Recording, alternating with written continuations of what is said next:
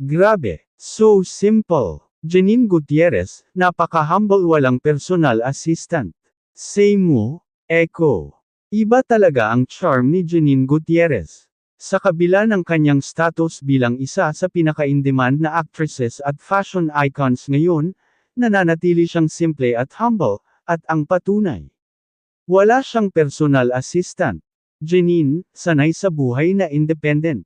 Sa isang event kamakailan, napansin ng netizens na si Janine mismo ang gumagawa ng mga bagay na karaniwang ipinapagawa sa isang personal assistant, bitbit ang sariling gamit, inaayos ang sarili niyang schedule, at kahit sa backstage, walang pa na sumusunod sa kanya. Marami ang bumilib sa aktres dahil sa kanyang pagiging low maintenance at hands-on sa kanyang career. Grabe, ibang level ng humility. Kahit big star na, walang court arte. Komento ng isang fan.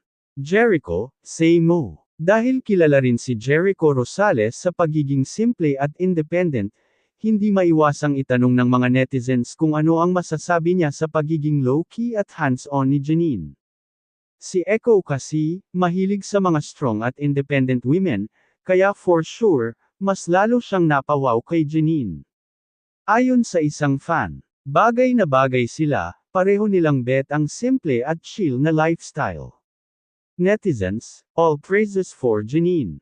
Bukod kay Jericho, nag-trending ang pagiging down-to-earth ni Janine, at marami ang sumaludo sa kanyang pagiging self-sufficient at humble, lalo na sa isang industry kung saan madalas may entourage ang mga artista. Isa pang fan ang nagkomento, kahit walang pa, caring-caring ni Queen Janine. Mas lalo ka naming hinangaan. Janine, no frills, just pure talent and hard work.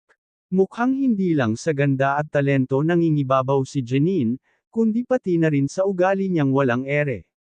Hindi katakataka kung bakit patuloy siyang minamahal ng kanyang fans, dahil sa kanyang authenticity at pagiging true to herself.